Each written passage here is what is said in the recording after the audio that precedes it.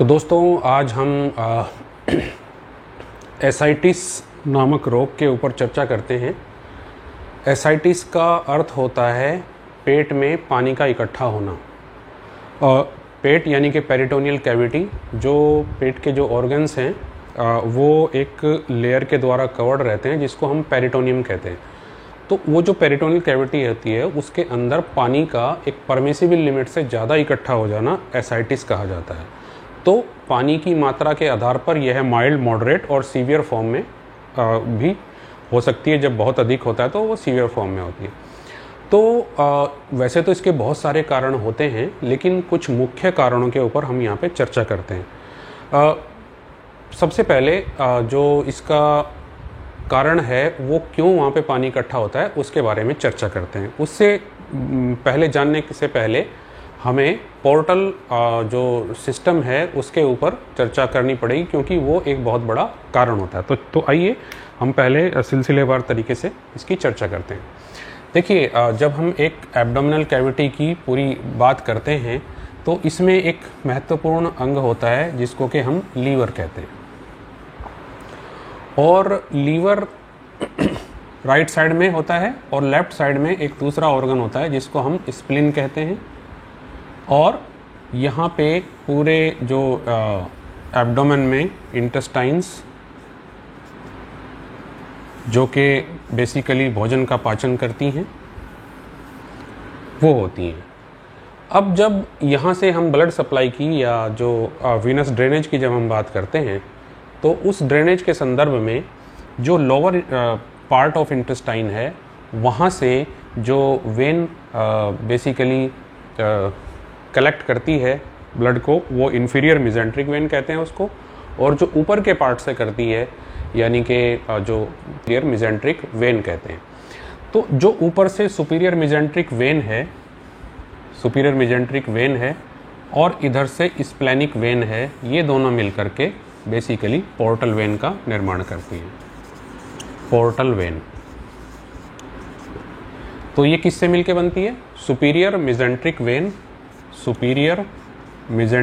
When और splenic when, इन दोनों के मिलने से पोर्टल वेन बनती है। अतः हम समझ सकते हैं कि जो पोर्टल वेन में जो फ्लो जाएगा वो इन दोनों से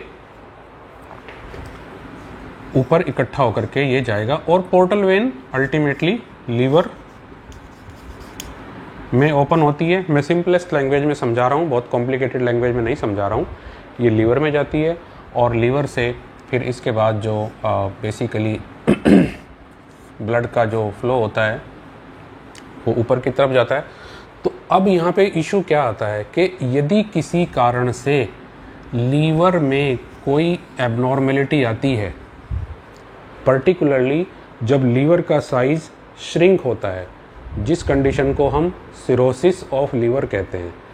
यह अल्कोहलिक में एक बहुत कॉमन सी सिम्टम है जिसमें कि लीवर का साइज श्रिंक हो जाता है।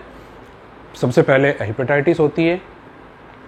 जो अल्कोहल है उससे इंजरी होकर के लीवर सेल में सबसे पहले हेपेटाइटिस होगी, और हेपेटाइटिस होने के बाद फिर जब वो हीलिंग की फेज में आएगी तो वो श्रिंक होना और उसमें नोडुलर बनना, गांठ बनना शुरू हो जाएंगी। उस कंडीशन को हम क्या कहते हैं? Cirrhosis of liver.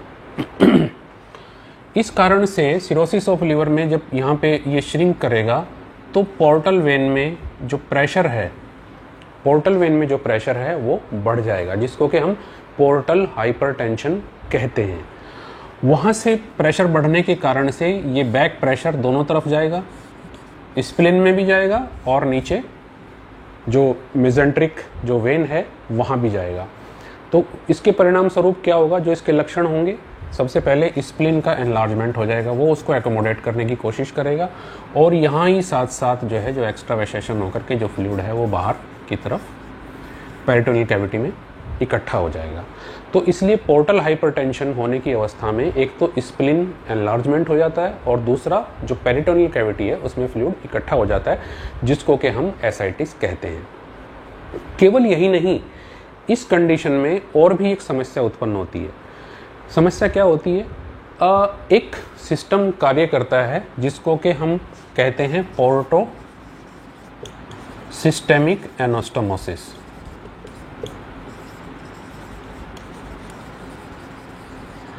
मतलब कि जो वेन है, एक तो वेन वो हैं जो सिस्टम में जाती हैं और एक वेन वो हैं जो पोर्टल सिस्टम में जाती हैं, लेकिन इन दोनों का आपस में एनास्टोमोसिस भी होता है। इसका अर्थ ये हुआ कि यदि पोर्टल सिस्टम में हाइपरटेंशन हो रहा है, प्रेशर बढ़ रहा है, तो वो निश्चित रूप से जो सिस्टमिक वेन है वहाँ भी वो इफ़ेक्ट करेगा। इसीलिए सिरोसिस ऑफ लीवर के पेशेंट्स में केवल एसाइटिस या स्प्लीन एनलार्जमेंट ही नहीं होता, बल्कि जहाँ जहाँ पे ये एनास्टोमोसिस है, जहाँ जहाँ पे ये दोनों वेन आपस में जुड़ती हैं, वो स्थान भी प्रभावित होते हैं। और उन स्थानों में वैसे तो 5 हैं, लेकिन 3 मुख्य स्थान हैं जो हमेशा याद रखे जाने चाहिए।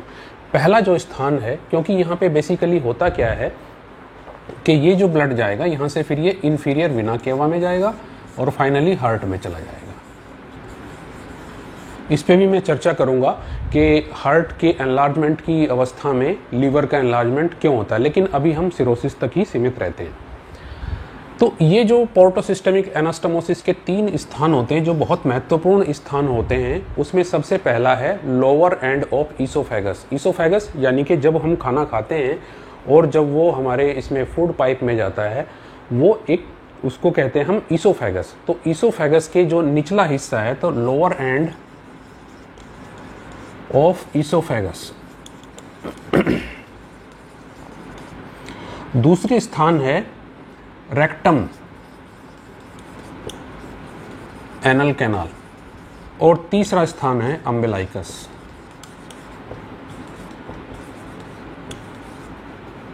इसके अलावा भी होते हैं, लेकिन ये वो दोनों गुण होते हैं, इन तीनों पे ही हमको ध्यान रखना होगा क्योंकि ये तीनों ही सिम्टम देते हैं। तो जब ये सिरोसिस ऑफ लीवर होगी और पोर्टल हाइपरटेंशन होगा, उसके बाद सबसे पहले क्या आएगा कि ये जो लोअर एंड ऑफ ईसोफेगस है, यहाँ पे जो वेन्स हैं जो कि इस सिस्टम में, दोनों सिस्टम को एनास्टोमोसिस का जो स्थान होता है, ये भी एनलार्ज हो जाएंगी। इनको हम क्या कहते हैं, ये जब लोअर एंड ऑफ ईसोफेगस में जो वेन जब एनलार्ज हो जाएंगी तो हम इनको कहते हैं ईसोफेजियल वेरिसिस। ईसोफेजियल वेरिसिस, वेरिसिस मैंने वेन का फैल जाना। तो यहाँ की जो वेन होती है वो फैल जाती है और वो ब्लीडिंग प्रोन हो जाती है। इसीलिए ये एक सबसे इसका एक एक्सप्लेनेशन है। एक क्वेश्चन पूछा जाता है, why vomiting of blood in cirrhosis of liver. तो इसलिए होता है क्योंकि यहाँ की जो वेन है वो बेसिकली फूल जाती हैं, स्वेल कर जाती हैं, and they are prone to bleed.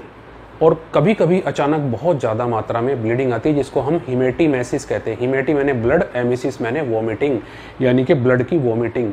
तो इसीलिए सिरोसिस के पेशेंट्स में लीवर की कंडीशन के साथ साथ जो ईसोफेजियल वेरिसिस हैं उनको भी देखा जाता है, और यदि वो फूले हुए हैं तो वहाँ पे बेंडिंग भी की जाती है, क्योंकि ये एक बहुत ही घातक कॉम्प्लिकेशन है। तो एक तो ये प्रभाव हो गया। दूसरा स्थान क्या है, रेक्टल या हेमोरॉयडल वेसल। जो हेमोरॉयडल वेसल हैं, जो रेक्टम और एनल कैनाल में पाई जाने वाली वेसल हैं, वहाँ भी वो भी पोर्टोसिस्टेमिक एनास्टोमोसिस का एक साइट है, और वहाँ भी वो वेरिसिस हो जाते हैं। वेरिसिस होकर के वो भी हेमोरॉइड्स को जनरेट करते हैं, पाइल्स को जनरेट करते हैं, और ये पाइल्स प्राइमरी नहीं होते हैं, ये सेकेंडरी होते हैं, बिकॉज ये सिरोसिस के कारण हैं, और इनमें से भी बहुत ही प्राणघातक ब्लीडिंग होने के चांसेस रहते हैं। इसीलिए हमेशा ये ध्यान रखना चाहिए कि यदि कोई सिरोसिस ऑफ लीवर का पेशेंट्स आता है और उसमें पाइल्स मिलते हैं तो उनको ऑपरेट करने से बचना चाहिए, क्योंकि कई बार बहुत ही रिएक्शनरी ब्लीडिंग हो जाती है। बजाय इसके कुछ जो ईजिली जो लेस इन्वेजिव उपाय हैं, जैसे बेंडिंग आदि है, वो करके उसकी ब्लीडिंग बंद की जानी चाहिए, या स्क्लेरोजिंग एजेंट्स भी हम यूज़ कर सकते हैं। तो दूसरा स्थान हुआ हेमोरॉयडल वेसल्स।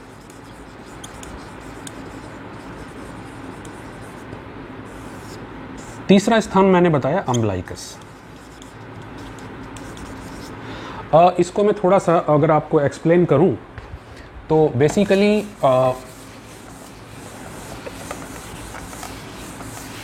जो अम्बलाइकल रीजन होता है, तो अम्बलाइकल रीजन में 2 तरीके से वेन का प्रोमिनेंस हमको मिलता है।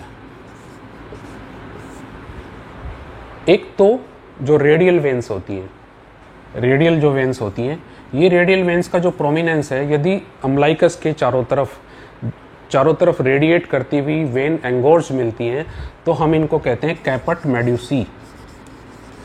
कैपट मेड्यूसी।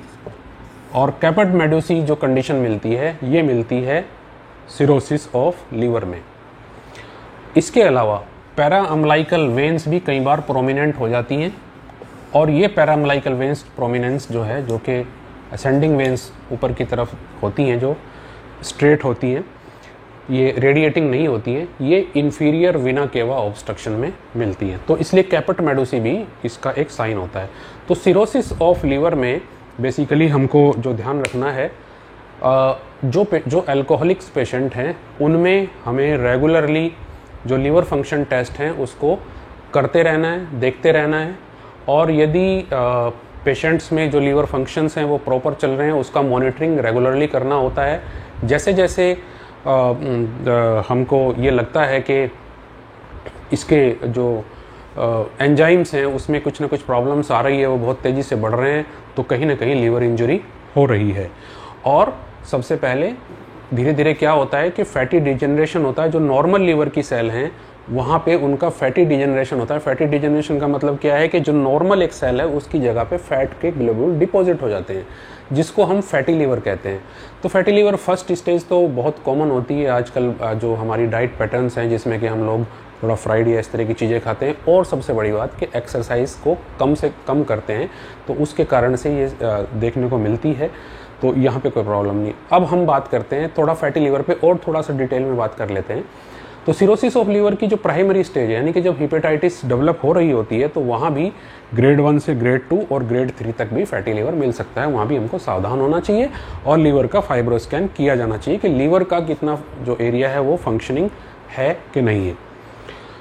तो अब ये जो फैटी लीवर की जो कंडीशन है ये दो तरीके की होती है। एक तो अल्कोहलिक, यानी कि जो अल्कोहलिक इंजरी के कारण से होती है, और दूसरी होती है नॉन अल्कोहलिक फैटी स्टिएटिक यानी कि डिजीज़, जिसको कि नॉन अल्कोहलिक जो है हम फैटी लीवर डिजीज़ कहते हैं, और एक होती है अल्कोहलिक।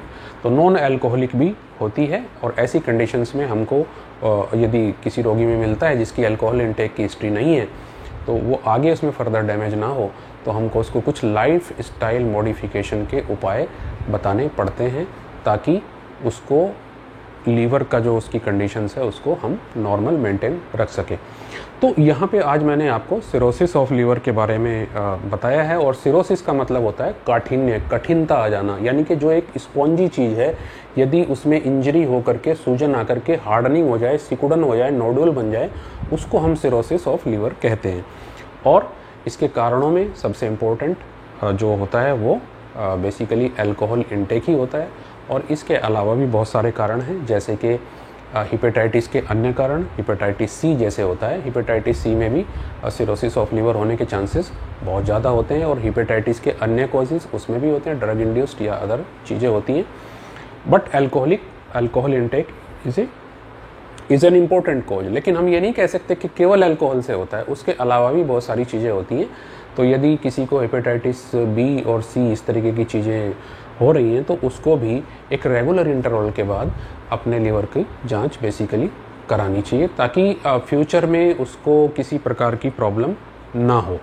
तो यहाँ पे आपकी बात ये समझ में आ गई होगी। अब इसका उपाय क्या है, इसको ट्रीट कैसे किया जाए। देखिए, प्रैक्टिकली स्पीकिंग लीवर का जितना पार्ट डैमेज हो चुका होता है वो वापस नहीं आता। ये एक सत्य है, क्योंकि जो चीज़ फाइब्रोज्ड हो गई है, जो चीज़ डैमेज हो गई है, वो दोबारा से वापस नहीं आएगी।